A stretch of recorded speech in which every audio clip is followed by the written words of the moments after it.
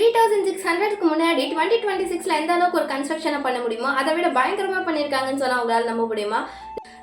3600 வருஷத்துக்கு முன்னாடி 2026ல எந்த அளவுக்கு ஒரு மிகப்பெரிய கன்ஸ்ட்ரக்ஷனை நம்மளால பண்ண முடியுமோ அதை விட சூப்பராக இந்தியாவில் பண்ணியிருக்காங்க. கிருஷ்ணரோட கதையை பற்றி நம்ம எல்லாருமே மகாபாரதத்தில் கேள்விப்பட்டிருப்போம். பட் அவர் வந்து துவாரகான்ற ஒரு மிகப்பெரிய நகரத்தையே கிரியேட் பண்ணியிருக்காரு. அவருடைய கிருஷ்ணரோட வம்சத்திலேயே இருந்த கம்சன்ற ஒருத்தரை அழிச்சிட்டு அவரோட நகரத்துக்கு வந்து இவர் கிங் ஆகுறாரு. ஆனால் அவரோட வம்சத்திலேயே இருந்தவரை கிருஷ்ணர் வந்து கொண்டுட்டு அவருடைய அந்த நாட்டுக்கு தலைவன் ஆகுனதால ஜனாசத்திரனுக்கு கிருஷ்ணர் மேலே பயங்கரமான கோவம். அதனால கிருஷ்ணர் மேலே தொடர்ந்து கிருஷ்ணருடைய நகரத்தையும் அவரையும் வந்து அட்டாக் பண்ணிட்டே இருக்காரு. ஆனால் கிருஷ்ணர் தொடர்ந்து அதை தடுத்துட்டே வராரு. அவரால் தடுக்க மட்டும்தான் முடியல தவிர ஜனாசத்திரனை திருப்பியும் அவர் மேலே போர் வந்து இவரால் தொடக்க முடியல. அதனால கிருஷ்ணர் உடைய நகரத்தில் இருக்க நிறைய மக்கள் வந்து இறந்து போறாரு. அவரோட ஃபோட்டோலாம் அவரால் காப்பாற்ற முடியல தவிர எல்லாரையும் அவரால் காப்பாற்ற முடியல. அதனால கிருஷ்ணர் ஒரு முடிவெடுக்கிறாரு, ஒரு மிகப்பெரிய கன்ஸ்ட்ரக்ஷனை பண்றோம், அதுக்குள்ள யாராலையும் யார் நினைச்சாலும் அதுக்குள்ள வரக்கூடாது, அதுல இருக்க எல்லா ஃபீச்சர்ஸுமே ரொம்ப அட்வான்ஸ்டா இருக்கணும். இந்த காலத்துல கட்டக்கூடிய அப்பார்ட்மெண்ட்ஸ்லாம் 3600 வருஷத்துக்கு முன்னாடியே அவங்க அந்த நகரத்துல கட்டியிருக்காங்க. வாட்டரை வந்து ரினியூவபிள் பண்ற ரிசோர்சஸ் எல்லாமே அதுல இருந்திருக்கு. எந்த ஒரு புயல் சுனாமி உலகத்துல என்ன ஆனாலும் சரி அந்த நகரத்துல மட்டும் கண்டினியூஸா அக்ரிகல்ச்சர் நடந்துட்டே இருக்கும். அந்த அளவுக்கு ஒரு சூப்பரான கன்ஸ்ட்ரக்ஷனை வந்து பண்ணி ஆகணும்னு சொல்லி அந்த காலத்துல எல்லாம் ஒரு மிகப்பெரிய ஆர்கிடெக்சரையும் பண்ற விஸ்வகர்மாவை இன்வைட் பண்ணியிருக்காரு. இவரோட பிளான் எல்லாத்தையும் விஸ்வகர்மா கிட்ட சொல்றாரு. அவரும் வந்து இந்த பிளான் எல்லாத்தையும் நான் எக்ஸிக்யூட் பண்றேன், ஆனா இது எல்லாத்தையும் நிலத்துல பண்ணா என்னைக்கா இருந்தாலும் யாராக இருந்தாலும் அதை அழிக்கிறதுக்கு வாய்ப்பு இருக்குது. அதனால நம்ம இந்த எல்லா கன்ஸ்ட்ரக்ஷனையும் கடலுக்கு கீழே பண்ணணும்னு சொல்கிறாரு. அதுக்கும் கிருஷ்ணர் அக்செப்ட் பண்ணிவிட்டு குஜராத்துக்கு பக்கத்தில்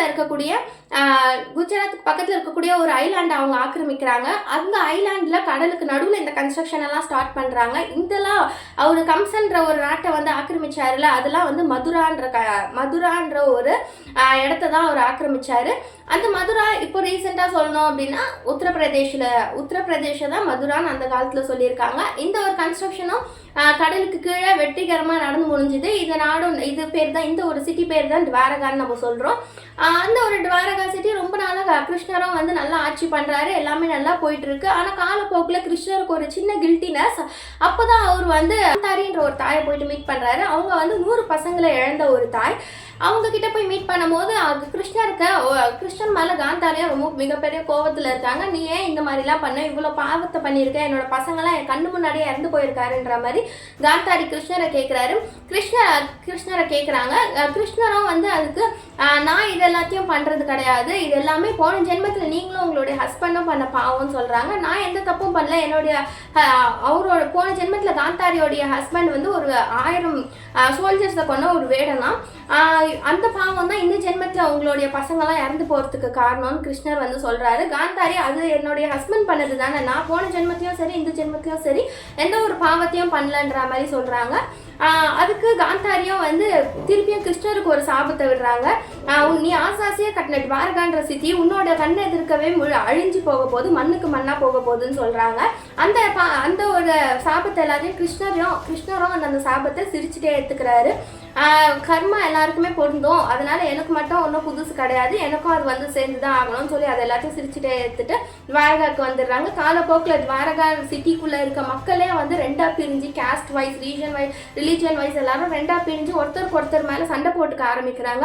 இது எல்லாத்தையும் நோட் பண்ண கிருஷ்ணர் வந்து இதுதான் நம்மளோட துவாரகாவுடைய அழிவு காலம் போலன்னு சொல்லி எல்லாத்தையும் பார்த்து அவரே வந்து அவரோட உயிரை வந்து எடுத்துக்கலான்னு முடிவு பண்ணுறாரு. காட்டுக்குள்ள ஆழ்ந்த தியானத்துக்கு போகிறதுக்கு முடிவு பண்ணுறாரு.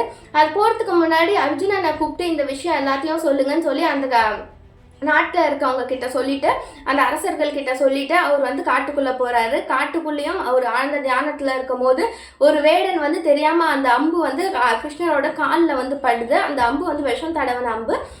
கிருஷ்ணரும் அதை பார்த்து இதுவும் நம்மளோட கர்மாவில் ஒன்றா தான் இருக்கும்னு சொல்லி அதையும் எடுத்துக்கிறாரு. அது வந்து வேடன் வந்து மன்னிச்சிடுங்கன்னு எல்லாம் சொல்லும் போது எல்லா கதையும் கிருஷ்ணரும் வந்து அந்த வேடன் கிட்ட சொல்கிறாங்க. அந்த அர்ஜுனன் அந்த துவாரகாக்குள்ளே வரவே முடியல. ஏன்னா அது வரத்துக்குள்ளவே அவருக்கு வந்து நிறைய டைம் ஆகுது. ஏன்னா அது அவ்வளோ மிக பெருசாக கன்ஸ்ட்ரக்ட் பண்ணது. வெளில இருந்து உள்ளே இருக்க அரசர்கள் பெர்மிஷன் இல்லாமல் வெளில இருந்து உள்ளே யாராலையும் வர முடியாது. அந்த ஒரு கன்ஸ்ட்ரக்ஷனாலேயே அர்ஜுனன் உள்ளே வரத்துக்கு ரொம்ப லேட் ஆகுது. ஆனால் அவர் அதையும் தாண்டி உள்ளே வந்து பார்த்ததுக்கப்புறம் எல்லாரும் அதுக்குள்ளே அந்த துவாரகாவே மொத்தமாக அழிஞ்சு போயிருக்குன்னு சொல்கிறாங்க. ஒருத்தருக்கு ஒருத்தர் அடிச்சுட்டு எல்லாரும் இறந்து போயிருக்காங்கன்னு சொல்கிறாங்க. அதுக்கு காட்டில் இருக்க கிருஷ்ணரும் இறந்து போகிறாரு. அந்த வேடனும் வந்து பெரிய சுனாமியெல்லாம் உலகத்திலேயே முதல் தடவை சுனாமியெல்லாம் கண் எதிர்க்க பார்த்த மாதிரி சொல்கிறாங்க. அந்த வேடன் ஒரு போட்டை பிடிச்சி எல்லாம் ரொம்ப கஷ்டப்பட்டு அந்த நாட்டை விட்டு வெளில வந்துடுறாங்க. அந்த வேடன் பார்த்த கதை தான் வந்து மகாபாரதத்தில் எழுதியிருக்குன்னு சொல்கிறாங்க. Since it is consider as a myth, அது மைத்தாக கன்சிடர் பண்ணாலும் நிறைய ஆர்கியாலஜிஸ்ட்லாம் வந்து கொஞ்சம் கொஞ்சமாக கடலுக்கு நடுவில் இதை கண்டுபிடிச்சிட்டே இருக்காங்க. நீங்கள் துவாரகான்ற சிட்டியை பற்றி நீங்கள் கூகுளில் சர்ச் பண்ணிங்க அப்படின்னாவே நிறைய ஃபைல்ஸ் அதுக்கு ரிலேட்டடாக வரும். இந்த கதையை பற்றி நீங்கள் என்ன நினைக்கிறீங்கன்னு கமெண்ட்ஸில் லீவ் பண்ணுங்கள். இந்த மாதிரி இன்ட்ரெஸ்டிங்கான ஹிஸ்ட்ரிஸ் எல்லாம் தெரிஞ்சுக்கிறதுக்கு நக்ஷத்ரா ஐகிரிவாவை ஃபாலோ பண்ணுங்கள். தேங்க்யூ.